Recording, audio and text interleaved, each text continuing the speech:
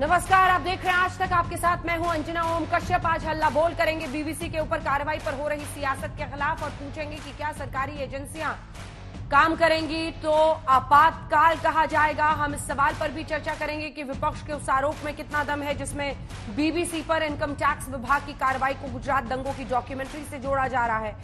लेकिन उससे पहले इस वक्त की बड़ी खबर आपको बता दें, क्योंकि पिछले 6 घंटे से बीबीसी के दफ्तरों पर इनकम टैक्स की कार्रवाई अभी भी चल रही है। दोपहर के करीब 12 बजे दिल्ली और मुंबई के बीबीसी दफ्तरों में आयकर विभाग की टीम ने दबिश डाली थी, सर्वे का काम शुरू किया था और तब से दोनों जगहों पर आयकर विभाग की टीम मौजूद है। दरअसल बीबीसी पर मुनाफे की राशि को डाइवर्ट करने का आरोप है। इसी को लेकर इनकम टैक्स की विभाग बीबीसी के दस्तावेज खंगाल रही है, लेकिन इस कार्रवाई पर सियासत हो रही है। कांग्रेस समेत पूरे विपक्ष ने सवाल खड़ा किया है और सरकार को घेर रही है। इस कार्रवाई को बीबीसी के उस डॉक्यूमेंट्री से जोड़ा जा रहा है जो कुछ दिनों पहले गुजरात दंगों को लेकर बनाई गई थी। उधर सरकार कह रही है कि जो भी कानून का उल्लंघन करेगा सरकारी एजेंसियां वहां पर एक्शन लेंगी। आप मेरी एक तरफ देख रहे हैं वो डॉक्यूमेंट्री आखिर क्या थी, आप दूसरी तरफ देख रहे हैं कि आज क्या हुआ, विवाद कैसे बढ़ता चला गया। आज हम इसी पर सियासी टक्कर करेंगे। हमारे साथ होंगे बीजेपी के सुधांशु त्रिवेदी सांसद और कांग्रेस पार्टी की तरफ से रोहन गुप्ता। टक्कर की हम शुरुआत करें उससे पहले ये रिपोर्ट देखिए।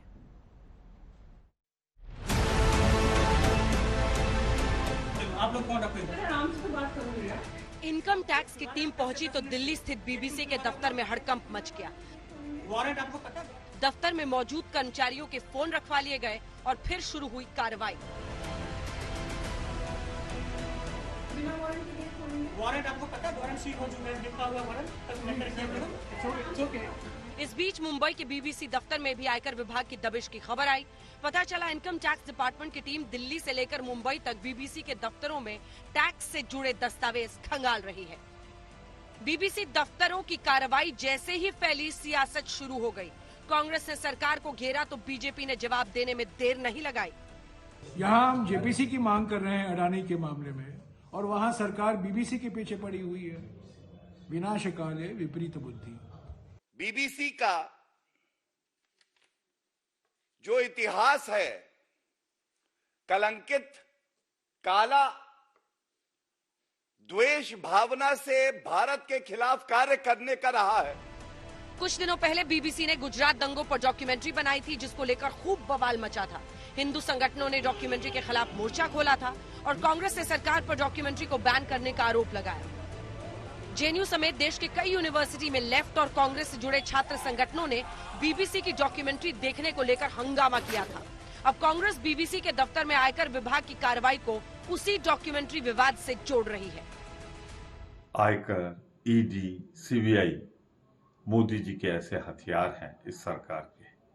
कह दिया जाता है कि वो उनका स्वतंत्र कार्य है, पर बीबीसी डॉक्यूमेंट्री का बनना, छापे, दोनों का समय कोइंसिडेंस नहीं है, इत्तेफाक नहीं है। अगर वास्तव में देश को नुकसान पहुंचाने का काम किसी ने किया है और उसके कारण से जानकारी प्राप्त होती है तो निश्चित रूप से होना चाहिए। इतना ही नहीं, बहुत इससे कई गुना बढ़ाना चाहिए जिससे कम से कम ये भ्रष्टाचार पर किसी प्रकार से रोक लगे। बीबीसी दफ्तर पर आईटी विभाग के एक्शन को लेकर पूरा विपक्ष सरकार पर हमलावर है। समाजवादी पार्टी के मुखिया अखिलेश यादव ने ट्वीट में लिखा, बीबीसी पर छापे की खबर वैचारिक आपातकाल की घोषणा है। जो आयकर इनकम टैक्स रेड है बीबीसी के ऊपर, ये टाइमिंग लेकर थोड़ा क्वेश्चन है। ये क्या नॉर्मल प्रोसेस है आईडी का या एक विंडिक्टिव प्रोसेस है उस डॉक्यूमेंट्री के लिए?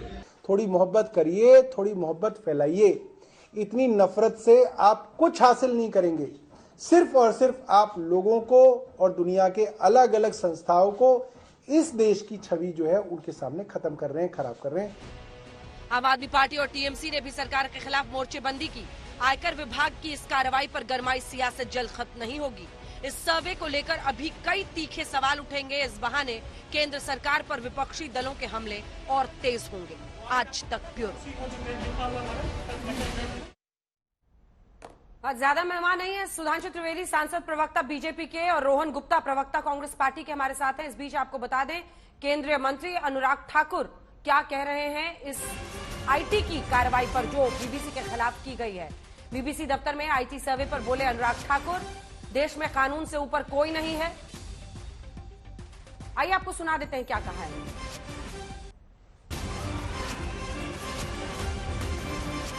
इनकम टैक्स विभाग समय समय पर जहां पर अनियमितताएं पाई जाती हैं वहां पर सर्वेस करता है, और जब ये सर्वे का काम पूरा होता है तब वो अपना एक प्रेस नोट या प्रेस ब्रीफिंग करके जानकारी देते हैं।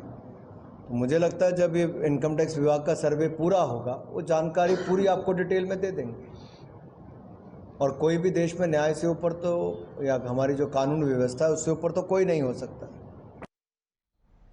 तो केंद्रीय मंत्री अनुराग ठाकुर कह रहे हैं कि देश की व्यवस्था से ऊपर कोई नहीं हो सकता, और ये वक्त वक्त पर अनियमितताओं को देखते हुए ऐसी कार्रवाई आईटी डिपार्टमेंट करता है, वो जानकारी देंगे। लेकिन सुधांशु त्रिवेदी जी, बड़ा सवाल है टाइमिंग, और विपक्ष ये पूछ रहा है कि ये वैचारिक आपातकाल, अखिलेश यादव इसे कह रहे हैं।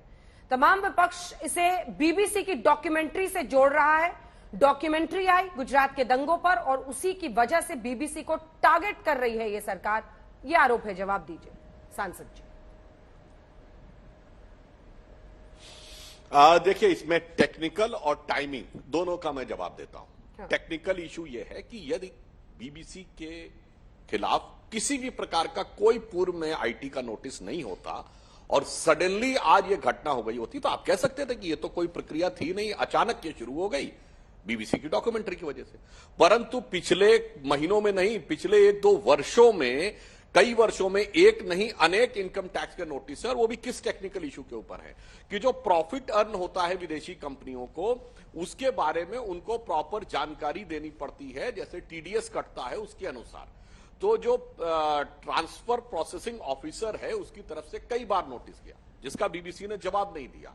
फिर इनकम टैक्स एपेलेट ट्रिब्यूनल के भी नोटिस हैं जिनका भी उन्होंने जवाब नहीं दिया। तो यदि यह प्रक्रिया लंबे समय से चल रही थी और कोई संस्था ये सोचे कि साहब हम तो न ट्रिब्यूनल का जवाब देंगे न डिपार्टमेंट के ऑफिसर का जवाब देंगे, तो ठीक है, उन्हें भले ही लगता होगा, कोई और सरकार होगी जिसे लगता होगा कि आप वाइस रॉय रहे थे, आप गवर्नर जनरल रहे थे, वो गवर्नर जनरल वाइस रॉय की जमाने चले गए। एक दौर था जब दुनिया मानती थी, अब तो हम उनसे भी बड़ी अर्थव्यवस्था भी हो गए हैं। तो ये बिल्कुल टेक्निकल बात थी कि चूंकि यह प्रक्रिया लंबे समय से चल रही है तो यह आरोप लगाना टेक्निकली उचित नहीं है। अब टाइमिंग की बात कहते हैं तो अंजना जी, हम पहले भी कह चुके हैं, पिछले 8-9 सालों में ये अद्भुत टाइमिंग है कि नहीं, कि फिर चाहे वो विषय किसी भी प्रकार का रहा हो, रफाल का हो, किसान आंदोलन का हो, पेगासस का हो, बीबीसी की डॉक्यूमेंट्री हो या हिंडनबर्ग की रिपोर्ट हो, जब जब भारत में संसद का सत्र शुरू होने वाला होता है, मैं दर्शकों से कहूंगा आप देखिए उसी समय विपक्ष विदेश में कोई ना कोई ऐसी न्यूज छपती है, और उन्हें पता होता है कि इधर से वो सुर देंगे तो इधर से ताल लगाने के लिए दिल्ली में लोग बैठे हुए हैं, दे ताली करने के लिए, और फिर उनके तराना पर याराना निभाना जाना शुरू हो जाता है। और इसलिए टाइमिंग और भी ज्यादा गंभीर हो जाती है कि संसद सत्र से पहले ये टाइमिंग क्यों आती है। और दूसरी टाइमिंग की बात, 2002 के ऊपर बीबीसी डॉक्यूमेंट्री बनाती है, जब सुप्रीम कोर्ट के द्वारा भी सारे विषय का पटाक्षेप हो चुका है, ये 20 साल बाद उसे याद क्यों आती है। टाइमिंग दोनों तरफ से है, तात्कालिक उत्तर भी चाहिए और 20 साल पुरानी बात का भी उत्तर चाहिए। और अंत में मैं सिर्फ एक बात कह देना चाहता हूं, सिर्फ बीबीसी पे सर्वे किया गया है, ना सर्च न रेट। यानी जब आप जवाब नहीं देते हैं डिपार्टमेंट का, तो डिपार्टमेंट को इस बात का हक है कि वो जाकर आपके डॉक्यूमेंट्स की छानबीन कर सके।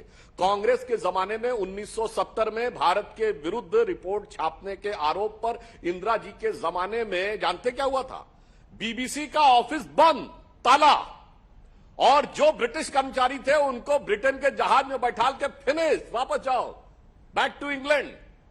आज आप सवाल कर रहे हैं केवल इस सर्वे के ऊपर।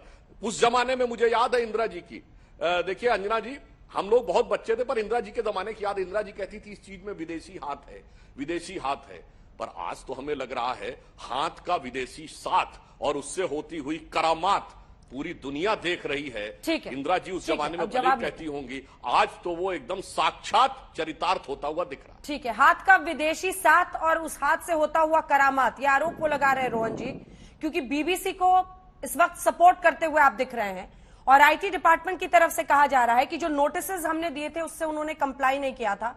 इसी के साथ ट्रांसफर प्राइसिंग रूल्स जो हैं और उन्होंने प्रॉफिट्स को डाइवर्ट किया, अनियमितताएं हैं जिसकी वजह से ये कार्रवाई हो रही है। ऐसे में इसको सीधा डॉक्यूमेंट्री से जोड़ देना और बदले की कार्रवाई कहना कहां तक सही है? अंजना जी देखिए, जब भी भाजपा की निंदा होती है उनकी नींद उड़ जाती है, और जैसे ही नींद उड़ जाती है उनकी बौखलाहट शुरू हो जाती है।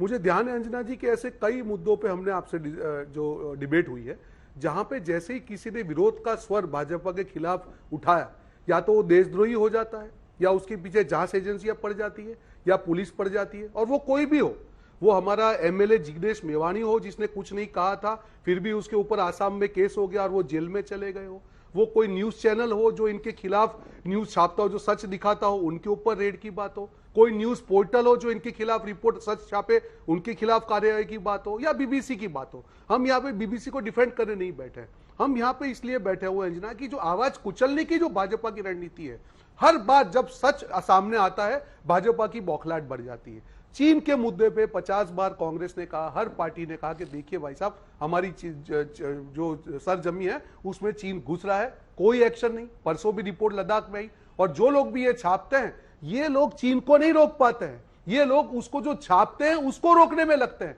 क्योंकि उनको मालूम है कि ये सच अगर देश की जनता के दिमाग में चल गया, इनकी सत्ता की जो नैया है वो बिखर जाएगी। मुद्दा यहां पे अंजना जी क्या है, बात हम बीबीसी की कर रहे हैं या कोई भी बात कर रहे हैं, मुद्दा एक ही है कि जो आवाज कुचलने की बात या लोकतंत्र की आवाज कुचलने की जो नीति रही है, हमने जब किसान आंदोलन देखे थे अंजना जी, तब भी देखा कि किसान इनके लिए देशद्रोही हो गए थे। जब नोटबंदी की आई, जो भी इकोनॉमी सही बोलता था वो इनके लिए देशद्रोही हो गए थे।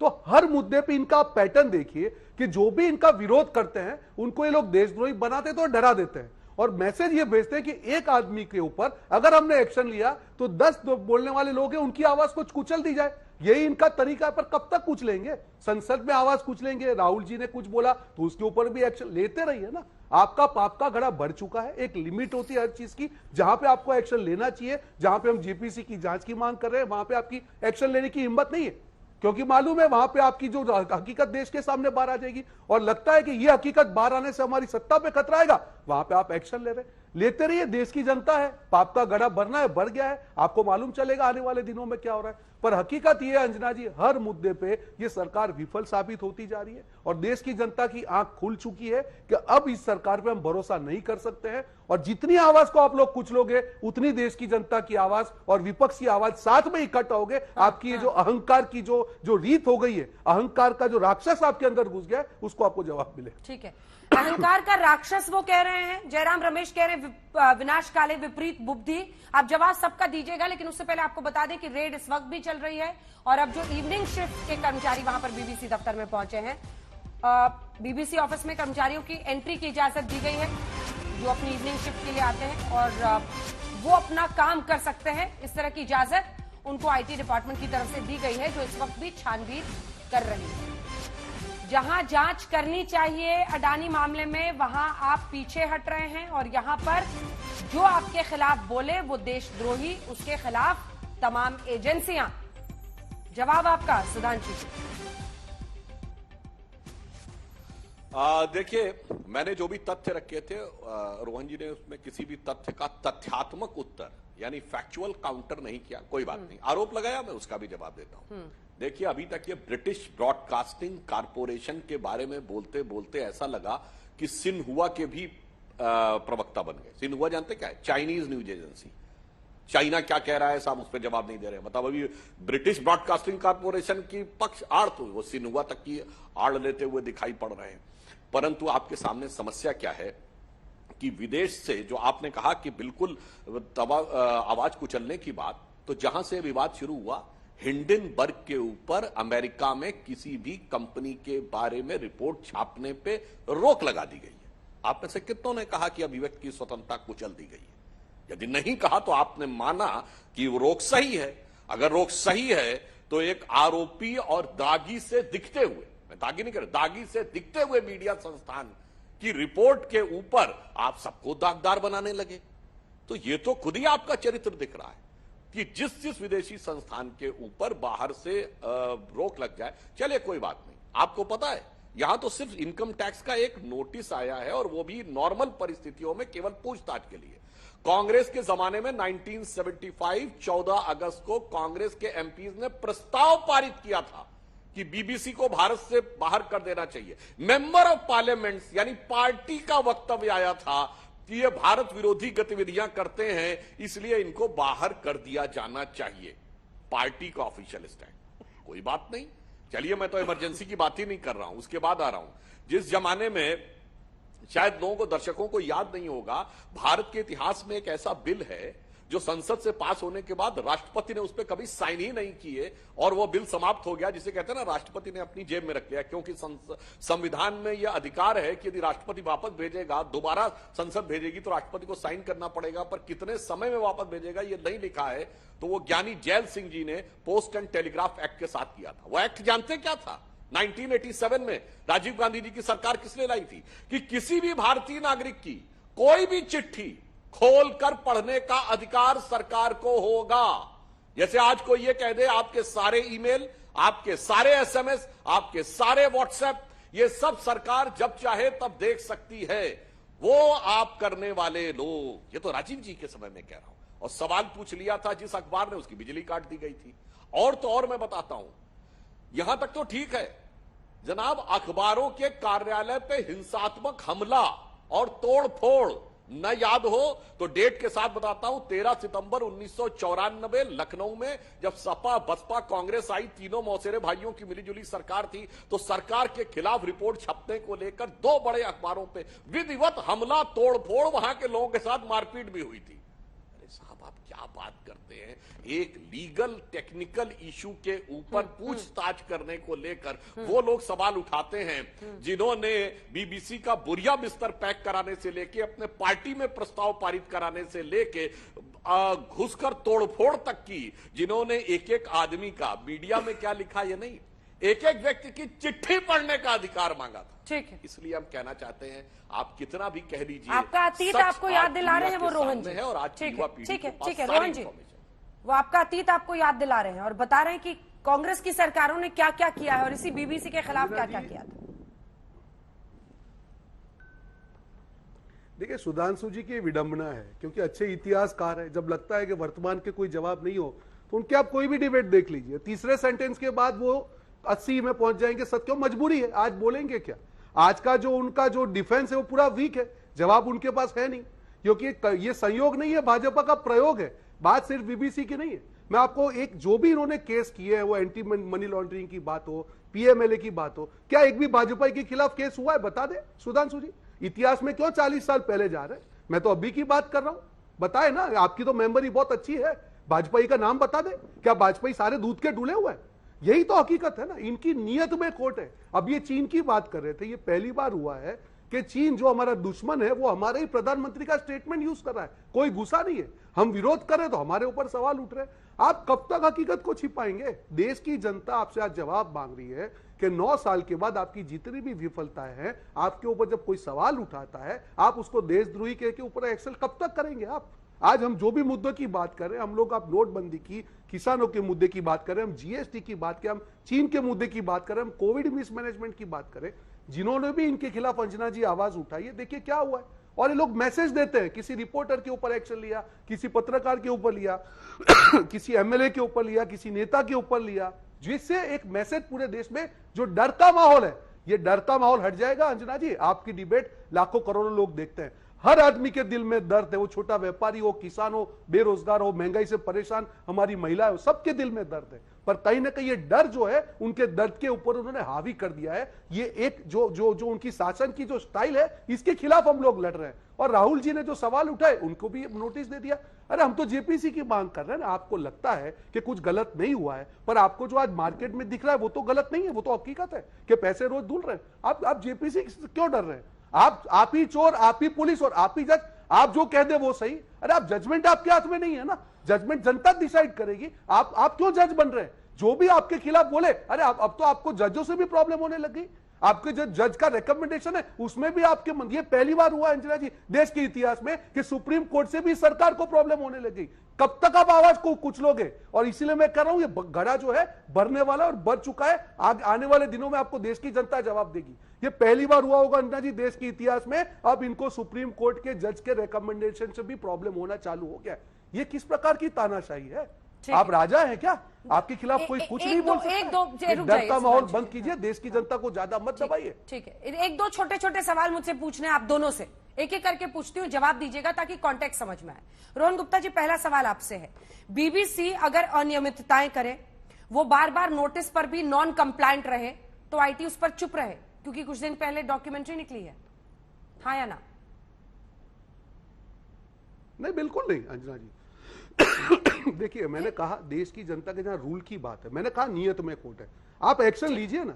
पर ये तो नहीं हो सकता ना, ये संयोग नहीं हो सकता है कि जितनों के ऊपर भी रेड हो या छापा किया जाए, ईडी के कार्य वो सारे विपक्ष के हो या सारे ही सरकार के खिलाफ हो। ये तो नहीं होना चाहिए ना। मैं तो एग्जांपल मांग रहा हूं उनसे कि 3 एग्जांपल दे दीजिए जहां पे एक मिनट अंजना जी, करीब 5000 से ज्यादा पीएमएलए में जो केस हुए हैं, एक वाजपेयी का नाम बता दीजिए, एक वाजपेयी का नाम बताइए सुधांशु जी। जितने आपके खिलाफ में खड़े होते हैं उन्हीं की अनियमितताएं आपकी एजेंसियों को दिखती है, इसमें क्या गलत है? हाँ, आप गिनाइए। मैं बता रहा हूं अंजना जी, एक नाम दवा मरीज को दी जाती है, जिसको बीमारी नहीं उसको क्यों दवा दी जाएगी? एक नाम तो मैं पूछता हूं, 10 साल आपकी सरकार रही, बताइए किस भाजपा पे आप एक नाम तो दे दो, एक नाम तो दे दो। किसको आप भ्रष्टाचार के आरोप एक नाम दे में दीजिए ना आरोपित? हम तो कह रहे हमारे यहाँ कोई नहीं था, एक नाम दे दीजिए। हमारे यहाँ कोई नहीं था, इसीलिए मैंने आपसे कहा कि 10 साल में आप एक भाजपा बताइए, यही तो आपकी सरकार करता है। हमारे यहाँ कोई नहीं है भाई, की सीमा होती है। अगर हमारे यहाँ आपके वहां हो जाते, कैसे नाम दे दे भाई? अगर बीमारी आपके यहाँ है तो मरीज का नाम हमसे क्यों पूछ रहे? कोई नहीं है। वाह, अरे भाई, मतलब देश की जनता के सामने आप कहते हैं कि पीएमएलए में एक भी खिलाफ भाजपा के खिलाफ। अरे भाई, अपने अपने टर्न पे बोलिए मान्यवर, अपने अपनी बारी, विषय से भागिए नहीं और अपने अपने टर्न पे बोलिए तो लोगों को बेहतर समझ में आता है।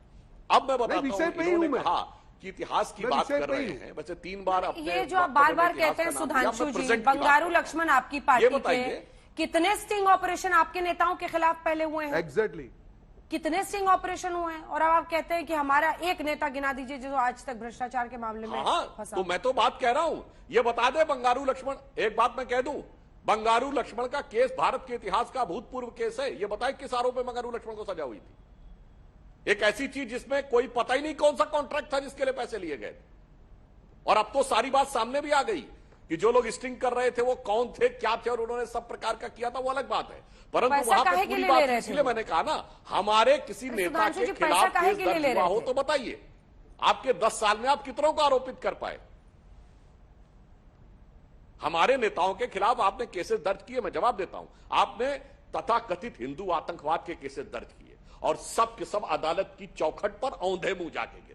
आपके जमाने में ही केसेस खारिज हो गए और बाकी में आप चार्जशीट वापस आ गए। हिंदू मुसलमान, ये हकीकत थी, इसे कहते हैं विद्वेष की बात। अब मैं जवाब देता हूं। अरे भाई, मैं अपने टर्न पे बोलिए भाई, आप बीच में फिर डिस्टर्ब कर रहे हैं। मान्यवर, मैं अपना बोल, अब मैं मीडिया पे जवाब देता हूं। आपने कहा कि आज के समय में जवाब दें।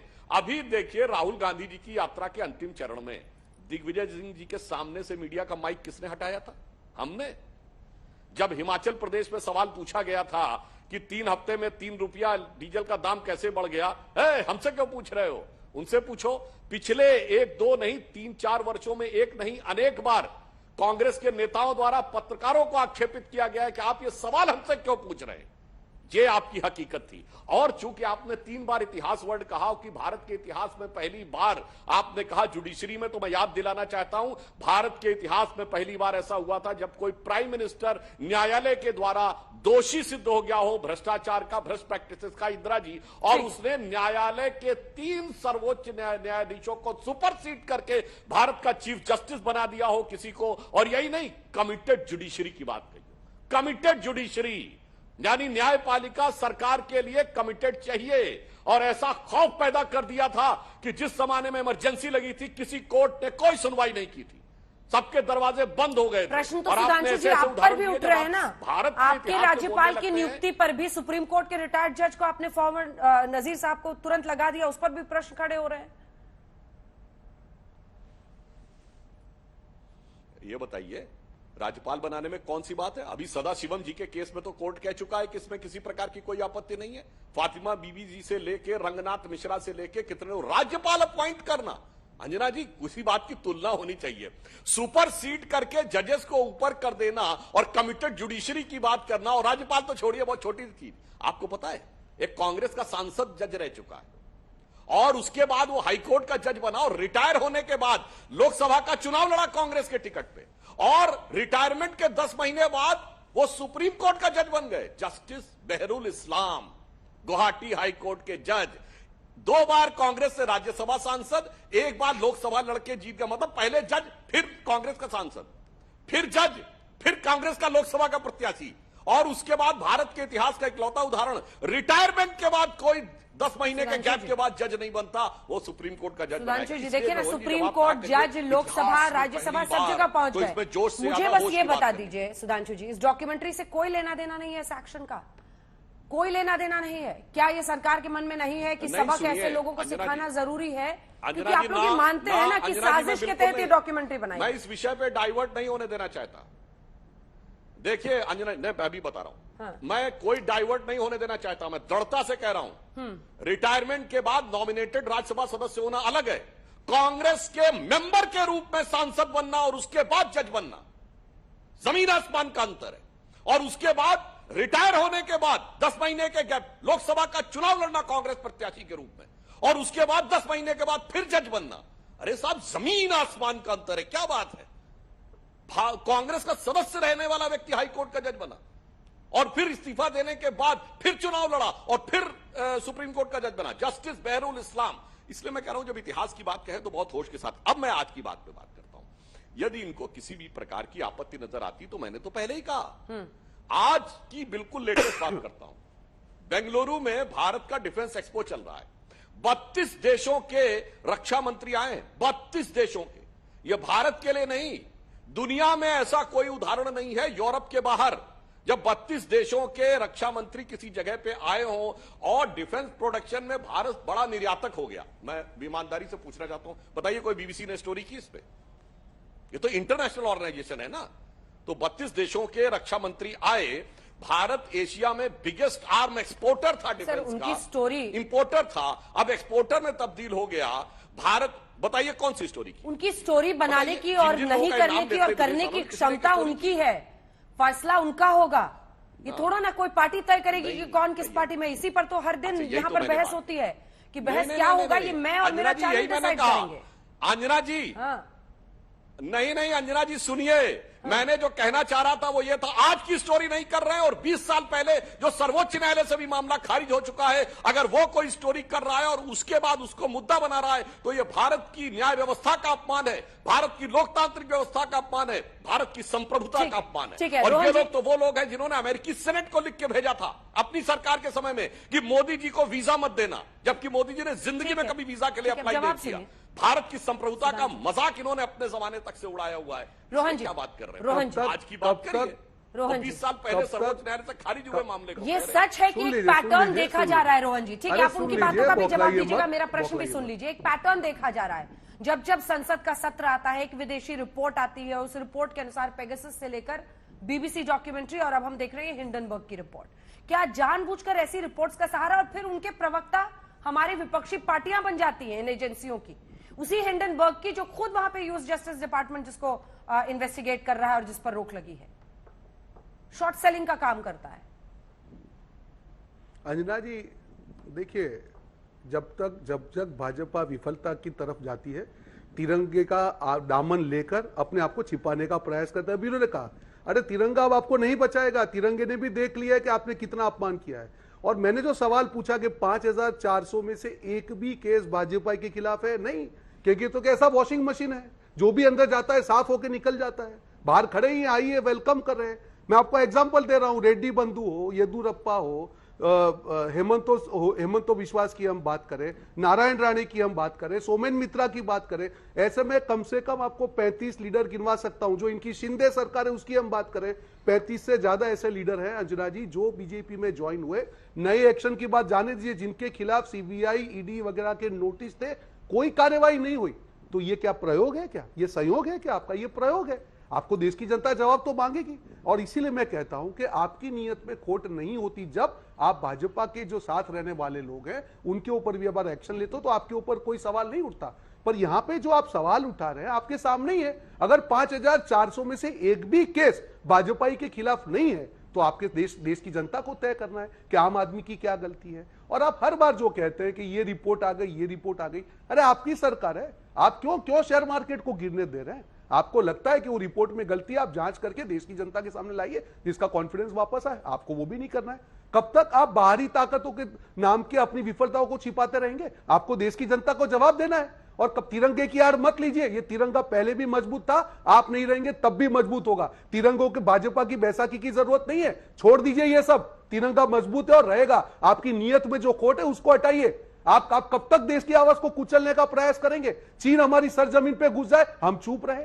कोविड में आपका मिसमैनेजमेंट हो, हम चुप रहे। किसानों को आप मार दें काले कानून लाके, हम चुप रहे। आप महंगाई बढ़ाते जाए, पेट्रोल के दाम कम ना करें, हम चुप रहे। आप लोग बेरोजगारी बढ़ाते जाए, हम चुप रहे। जो भी आवाज उठे देश की जनता के लाखों करोड़ डूब जाए, हम चुप रहे। अरे कौन सी भाई साहब आप यहाँ पे तानाशाही लेके आए हैं क्या? देश की जनता है, आवाज तो उठाएगी। आप और इतिहास में क्यों जा रहे हैं भाई साहब? सरकार तो आपको अभी बनी है, 9 साल के आपको लोगों ने वोट दिए हैं, तो आप अपनी बात कीजिए ना। कब तक मोदी जी करते रहेंगे? और आप मोदी जी छाती ठोक के संसद में कहते हैं कि मैं भारी पड़ रहा हूं। अरे वही छाती ठोक के चीन पे भारी पड़ते तो हम आप देश की जनता उनके साथ में खड़ी रहती। वही ईमानदारी से स्वीकार करते कि हमारी कई गलतियां हुई है, हम साथ में खड़े रहते हैं। वही ईमानदारी से जांच करते, हम साथ में खड़े रहते हैं। और वही ईमानदारी से महंगाई और बेरोजगारी हटाने का काम करते, हम साथ में रहते हैं। और जैसे ही आपकी सत्ता की जो राक्षस है वो खतरे में आता है, आपको हिंदू मुसलमान याद आ जाता है। बंद कीजिए नाटक। पूरे देश की जनता आपके इस नाटक से थक चुकी है और आपकी जो सही नीयत है अब सामने आ रही है। और आपको जो डर लगता है रात को 2 बजे भी आपके खिलाफ सपने में भी कोई सोच ले तो आप उसको भी आप अरेस्ट कर लो, वो आपकी मानसिकता हो गई है। इसमें से बाहर आ जाइए। देश की जनता आपकी हकीकत को समझ चुकी है। आरोप बड़ा गंभीर है सुधांशु जी दरअसल, और वो आरोप ये है कि आप भय पैदा करना चाहते हैं, मैसेज देना चाहते हैं, इसीलिए इस तरह की कार्रवाई होती है। देखिए अंजना जी, मैंने जितनी बातें पिछले वक्त में एक इसमें जोड़ रही हूं, एक सेकंड सुधांशु जी, हम G20 होस्ट करने वाले हैं। आदरणीय रोहन जी, हम G20 होस्ट करने वाले हैं। पूरा विश्व जानता है वो जो बीबीसी की डॉक्यूमेंट्री बनी और उसके बाद से अब ये कार्रवाई, मतलब ये प्रश्न सभी के मन में आएगा ना उसकी टाइमिंग को लेकर। हाँ, सुधांशु जी,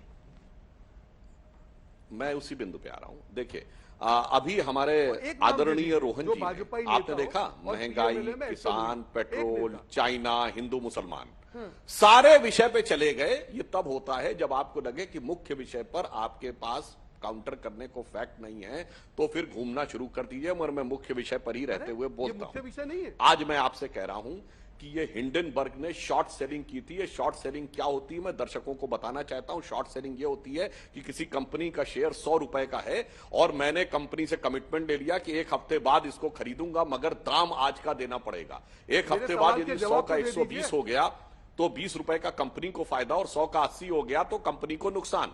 हिंडनबर्ग पे यह आरोप लगा कि उसने सिर्फ यही अडानी के साथ नहीं, तमाम कंपनियों के साथ किया कि उनके भारी मात्रा में शेयर खरीदे और जब शेयर मार्केट क्रैश कर गई तो करोड़ों रुपए कमाए। अब अगर लाभार्थी तो हिंडनबर्ग है और साथी उसके आप लोग हैं, तो संदेह तो दूसरी तरफ जाना चाहिए कि अगर उसने इतना भारी मात्रा में पैसा कमाया है उसको साथ क्यों दे रहे हैं। और यदि अमेरिका में प्रतिबंध लगा तो किसने अमेरिका में खड़े होकर कहा है कि साहब एक मीडिया हाउस पे प्रतिबंध है? मैं पूछना चाहता हूं, आप अमेरिका का एक विपक्षी दल बताइए जिसने यह बयान दिया हो कि किसी मीडिया हाउस के ऊपर रिपोर्ट छापने पर प्रतिबंध है, क्योंकि वो यह मानते हैं कि जो वहां की कार्रवाई हो रही है एजेंसी के द्वारा सही है। छाती पीटने के लिए सिर्फ यहां वाले खड़े होते हैं। और मैं कोई आरोप नहीं लगा रहा हूं, दर्शकों के विवेक पे छोड़ रहा हूं। यदि करोड़ों करोड़ रुपए उस कंपनी ने कमा लिए और उसके साथी लाभार्थी वो है, साथी वो है, दागी वो है, और इधर भी संयोग सी बात है समर्थन देने वाले वही हैं जो आरोपी हैं। आरोपी उधर भी, आरोपी इधर भी, लाभार्थी उधर भी, साथी इधर भी। तो संदेह तो दूसरे प्रकार का पैदा होता है जो आप पूछने का प्रयास कर रहे हैं। इसीलिए मैं टू द पॉइंट विषय के ऊपर रहते हुए ही यह बात कहना चाहता हूं कि बीबीसी हो, हिंडनबर्ग हो, चाहे ग्रेटा थनबर्ग हो जो कहती है भारत का सबसे बड़ा किसान आंदोलन था, फिर चाहे राफेल के ऊपर बात हो, ये हमेशा आपका इतना फॉरेन कनेक्शन क्या रहता है? और फिर चाहे कोई संदिग्ध व्यक्ति क्रिश्चियन मिशेल निकले, गाइडो हेस्के निकले, ओटावियो कॉट्रोची निकले या एंडरसन निकले, ये हाथ का विदेशी साथ बहुत गहराई तक क्यों दिखाई पड़ता है? आपने 20 साल का था, पूरा 20 साल हमने हाथ का विदेशी साथ इतनी गहराई से क्यों? रोहन जी, इस पर जवाब, स्पेसिफिक जवाब। जब कोई विदेशी रिपोर्ट आती है उसको लेकर लटक जाता है। जी, मैंने जो भी सवाल पूछे, देखिए वापस सुधांशु जी बेचारे मजबूर है, क्या करें, बोलने के लिए कुछ है नहीं। मैंने कहा पीएमएलए में एक भी भाजपाई का नाम दीजिए, एक भी भाजपाई है नहीं। ये ऐसा वॉशिंग मशीन है, सुधांशु तो साफ सुथरे दिख रहे हैं, बस जो काले धुले हैं सारे ही साफ हो गए। जवाब इनके पास है नहीं। हमारा डिबेट इसी मुद्दे पे था कि आप जो एक्शन ले रहे हैं वो विंडिक्टिव है और आपका जो माइंडसेट है वो आपकी नीयत में खोट है, इसका तो कोई जवाब नहीं। और आप विदेशी की बात कर रहे हैं, आपने कहा हिंडनबर्ग की बात की, तो अगर आपको लगता है कि सच है, आज शेयर मार्केट रोज नीचे आ रहा है आपके सामने, ये हमारी बात नहीं है, देश की जनता के लाखों करोड़ डूब रहे हैं, तो आप जांच करा लीजिए ना, क्यों डर रहे हैं? अरे आप आके क्यों यहाँ पे सफाई दे रहे हैं? संसद में चर्चा कर लीजिए। हमने तो चर्चा की मांग की थी, हमने तो कहा नहीं और कुछ। चर्चा से जब आप दूर भागते हैं तो कहीं ना कहीं आपकी नीयत में खोट है। जो भी चर्चा से दूर भागता है उसकी नीयत में खोट है। आपने कहे 3 काले कानून, यही 3 काले कानून पे आपने हजारों डिबेट की थी सुधांशु जी, और यहाँ पे डिफेंड किया था, तो वापस क्यों लिए? अगर अच्छे थे तो वापस क्यों लिए, और गलत थे तो लगाए क्यों? दोनों में से कोई जवाब नहीं है। ये देश आपके प्रयोगशाला नहीं है आपके अहंकार की, कि यहां पे आप कुछ भी डाल दें, प्रयोगशाला के अंदर प्रयोग करें और विफल होने के बाद राष्ट्रवाद के लपेटे में आके देश की जनता को गुमराह करें। अगर विफलता है तो देश की जनता को जवाब देना पड़ेगा। और मैंने जो भी मुख्य मुद्दे सारे बात किए, यही मुख्य मुद्दे हैं जिनसे आपको ध्यान भटका रहा है। आप यहां पे आगे डिबेट करते हैं, कब तक राष्ट्रवाद की बात करेंगे? हम सब राष्ट्रवादी हैं, पर इसका मतलब यह नहीं कि जहां पे आपकी गलतियां हैं उसके ऊपर आपके ऊपर ध्यान नहीं करेंगे। और आप 8-9 साल हो गए आपकी सत्ता में, एक गलती गिना दीजिए आपकी, अगर हुई हो आपने ईमानदारी से मानी हो। कोई गलती नहीं हुई। क्या आप लोग इतने बड़े हो गए कि आपकी कोई गलती नहीं हुई है? हर बार आपने बिना एनेस्थेसिया के देश की जनता के ऊपर ऑपरेशन कर दिया, अपनी चीजें थोप दी, अपने कानून थोप दिए। जब देश की जनता परेशान हुई उसको वापस ले लिया, जिसने विरोध किया उसको आतंकवादी बता दिया, देशद्रोही बता दिया, उसके ऊपर एक्शन कर लिया और कहीं न कहीं जो मामले को समेट दिया। इस तरीके से बात नहीं चलेगी। आप बोलते हैं बिना एनेस्थीसिया एक्शन लीजिए, आपकी तो सरकार है, आप तो हर आदमी के ऊपर एक्शन ले सकते हैं। बिना एनेस्थीसिया किए सर्जरी कर देते हैं आप लोग। विंडिक्टिव एक्शन है। आम आदमी पार्टी, समाजवादी पार्टी, कांग्रेस, सभी पार्टियां इसे आपातकाल कह रही हैं, इमरजेंसी कह रही हैं। सुधांशु जी, मुझे पीएमएलए तो बताइए, पीएमएलए में एक नाम किसान काला कानून, और अपने नेताओं का नाम बताइए जो वो पूछ रहे हैं। और हमसे एक नेता हमारा कोई नेता नहीं है पीएमएलए में, इसीलिए तो मैंने पूछा। अपने दौर में बता दीजिए आप किसको आरोपित कर पाए थे? आपने जो केस लगाए थे, आप भ्रष्टाचार का कोई केस नहीं लगा पाए थे, झूठे केस आपने लगाए थे, वो सारे खत्म हो गए। हाँ तो सही था। मैं तो कह रहा हूं ना, कोई नहीं था, कोई नहीं था भाई। वाह, तो नारायण, अरे भाई धुले क्या, कोई गंदा होता तो धुला होता ना। आपने आरोप लगाए थे तथा कथित हिंदू आतंकवाद के 40% कमीशन सरकार, आप वही आरोप लगा पाए थे और किसी को नहीं। कमीशन सरकार कर्नाटक में 40% कमीशन सरकार। क्या बताइए क्या हुआ? रोहन जी, आपके बीच में उन्होंने नहीं बोला, जवाब दीजिए ना। रोहन जी, आपके बीच में नहीं सुनने नहीं आए।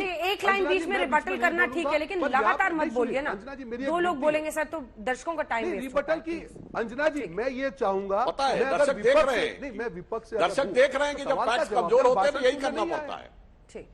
डिबेट के अंतिम चरण में आके डिस्टर्बेंस के अलावा कोई विकल्प नहीं रह जाता है। एक भी नेता का नाम नहीं है। अब मैं बता रहा हूं, हाँ एक नेता का नाम नहीं है पीएमएलए में भाजपा। कमीशन की बात बताता हूं। अरे नेता छोड़िए, अरे नेता तो छोड़िए जनाब। भारत की अगर पहली बार प्रधानमंत्री किसी आरोप के संदेह के घेरे में आई तो नागरा वाला कांड, इंदिरा गांधी। यदि भारत के प्रधानमंत्री पे आरोप लगा तो बोफोर्स कांड, राजीव गांधी। और यदि भारत के किसी प्रधानमंत्री को कोर्ट में खड़ा होना पड़ा हटने के बाद भ्रष्टाचार के आरोप पे, तो नरसिम्हा राव। अरे नेता तो छोड़ो भाई, तुम्हारे तो सब प्रधानमंत्री लपेटे में आ चुके हैं, बाकी तो बात छोड़िए। अब देखिए डिस्टर्बेंस के अलावा विकल्प क्या है, क्या करें, मजबूरी है। इसलिए मैं एक बात सिर्फ कहना चाहता हूं, आप सब विषयों पे भूल गए। किसान काला कानून, तो मैं दर्शकों फिर अब इस टॉपिक पे भी एक बता देना चाहता हूं। भारत में एक राज्य है जहां काला कानून आज भी है, तथाकथित काला कानून केरल में है, क्योंकि एपीएमसी एक्ट नहीं है। काहे वहां मुद्दा नहीं उठ रहा भाई? क्यों नहीं उठता?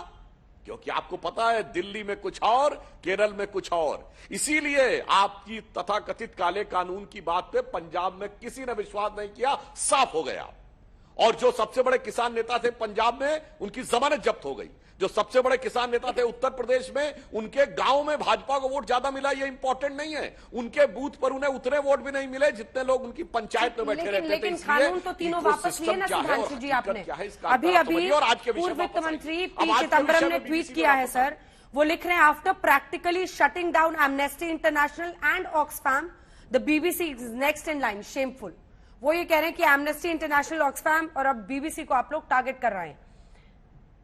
जवाब दीजिए। जो इकोसिस्टम है, ये इकोसिस्टम सरकार के खिलाफ है, ये इकोसिस्टम सरकार के खिलाफ काम करता है। अब देखिए मामला कहां पहुंच गया। नहीं अंजना जी, अरे सुनिए तो, मैं तो अपने पहले वक्तव्य में इसका जवाब दे चुका हूं। चिदम्बरम साहब यही तो बोल रहे हैं ना कि practically shutting down, they have actually shut down. भाई क्या बोल रहे हैं भाई? मैंने तो बताया ऑफिस बंद करके ताला लगा के जो इंग्लैंड के कर्मचारी थे उनको वापस भेज दिया था। अच्छा मजाक है, चिदम्बरम साहब को भी नहीं ध्यान रहता क्या? अरे प्रैक्टिकली बोल रहे हो आप, तो एक्चुअली कर चुके हो जो। ठीक है, उसकी बात बहुत कम बचा है, 30 सेकंड हम आप दोनों को दे रही हूँ। रोहन गुप्ता जी आपसे शुरू कर रहे हैं, तो इसलिए ऐसा करने। ठीक है, लास्ट में जवाब दीजिएगा रोहन जी। सरकारी, आपने विदेशी साजिश पर कुछ नहीं बोला सर।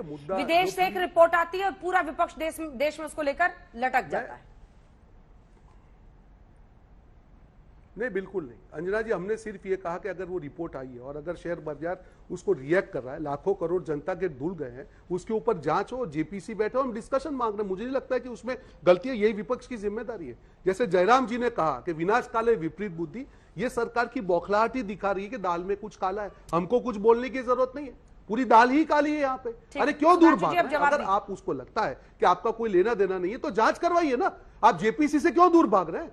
अगर आपकी नियत में खोट नहीं है तो जेपीसी से क्यों दूर भाग रहे हैं? दूध का दूध और पानी का पानी हो जाएगा। जवाब सुन लीजिए, आप क्यों जवाब सुन लीजिए रोहन जी, अब जवाब सुन। सुधांशु जी 30 सेकंड आपको मिलेंगे। देखिए, किसी भी स्वयं में आरोपी मीडिया संस्थान की रिपोर्ट के आधार पर विश्व में कोई उदाहरण बता दे जहां जांच हुई हो। मगर एक लाइन सिर्फ कह देता हूं, रोहन गुप्ता जी ने बोला ना विनाश काले विपरीत बुद्धि। अंजना जी, ये संस्कृत का बड़ा फेमस कहावत है, पर पूरा श्लोक लोगों को नहीं पता। उस संदर्भ से अपने आप इस विषय का भी उत्तर आ जाता है।